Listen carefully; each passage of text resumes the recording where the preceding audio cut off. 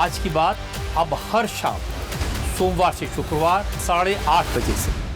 अयोध्या में चढ़ावा में चोरी को लेकर के जो जांच स्पेशल इन्वेस्टिगेटिव टीम यानी कि एसआईटी को मिली है, एसआईटी इस पूरे मामले में न सिर्फ मंगलवार यानी कि आज इस पूरी जांच को आगे बढ़ा रही है, बल्कि सोमवार को भी एसआईटी ने 8 घंटे की पूछताछ की है, जानकारी ली है, उन कर्मचारियों के बारे में स्पेसिफिक जानकारी ली है जिनके ऊपर इस तरीके के आरोप लगे हैं। दरअसल उन सभी कर्मचारियों की जो मनी ट्रेल्स है उसको भी एसआईटी निकालने की कोशिश कर रही है। साथ ही उनके द्वारा हाल के दिनों में जो प्रॉपर्टी खरीदी गई है उसके बारे में भी जानकारी अर्जित की जा रही है, कहीं उनका इन्वेस्टमेंट हुआ हो वो भी जानकारी ली जा रही है। और इस पूरे मामले में जो सबसे संवेदनशील पार्ट है वो ये है कि सूत्रों के मुताबिक इंडिया टीवी को जो जानकारी मिली है उसके मुताबिक अब तक 5 कर्मचारियों के बारे में एसआईटी को ये जानकारी मिली है कि ये लोग चोरी का काम कर रहे थे। और जो सूत्र बताते हैं उसके मुताबिक ट्रस्ट के पास इस बात की जानकारी आई थी, उसके बाद ट्रस्ट ने गोपनीय तरीके से इस मामले में जो हिडन कैमरे होते हैं, सीसीटीवी कैमरे होते हैं,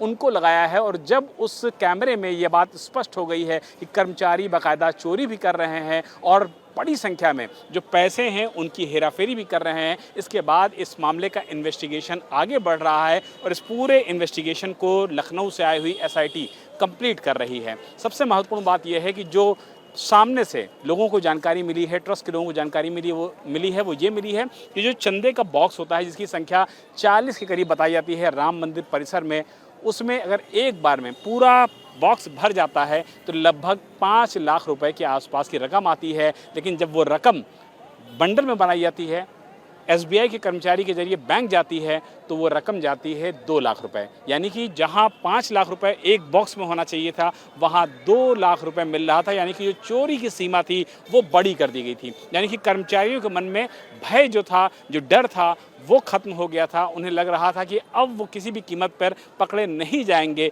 इसीलिए चोरी का सिलसिला लगातार आगे बढ़ रहा था। और इसीलिए एसआईटी इस इन्वेस्टिगेशन में न सिर्फ उन 50 कर्मचारियों से पूछताछ कर रही है, बल्कि ट्रस्ट के पदाधिकारियों से भी जानकारी ले रही है कि उन्हें कब शक हुआ, उन्हें कब जानकारी मिली और कैसे इस पूरे मामले का सामने आने के बाद एसआईटी इन्वेस्टिगेशन को आगे बढ़ा रही है। ये देखना खासा दिलचस्प होगा, क्योंकि एसआईटी कोई भी बात आधिकारिक तौर पर मीडिया के साथ शेयर नहीं कर रही है, क्योंकि मामला राम मंदिर से जुड़ा हुआ है, मामला सनातन से जुड़ा हुआ है और मामला लोगों की आस्था से जुड़ा हुआ है। इसीलिए इस पूरे मामले के इन्वेस्टिगेशन को बहुत ही संवेदनशील तरीके से आगे बढ़ाया जा रहा है। और जो सूत्र बता रहे हैं उसके मुताबिक अब तक 1 करोड़ रुपए से ज़्यादा की जो बरामदगी है वो लोकल पुलिस और एसओजी यानी कि स्पेशल ऑपरेशन ग्रुप कर चुकी है। अब जैसे जैसे इस इन्वेस्टिगेशन को आगे बढ़ाया जाएगा वैसे वैसे हर उस आरोपी तक एसआईटी पहुंचेगी जिसने राम मंदिर में चोरी करने का काम किया है। इसीलिए इस पूरे मामले की इन्वेस्टिगेशन पर फूंक फूंक कर कदम रखा जा रहा है, ताकि राम मंदिर में चोरी करने वाले आरोपियों की न सिर्फ पहचान की जा सके, बल्कि उनको उनके किए की सज़ा भी दिलाई जा सके।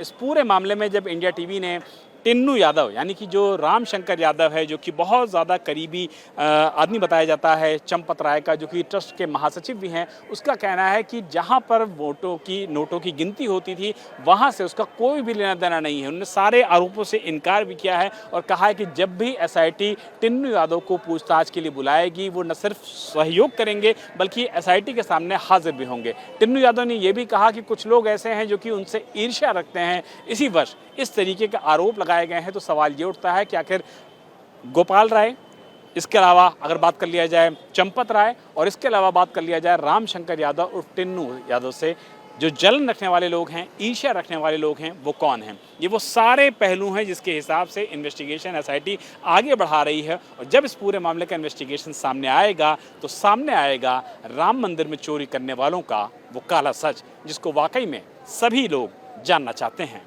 अपने सहयोगी राजीव राय के साथ विशाल प्रताप सिंह, इंडिया टीवी, अयोध्या।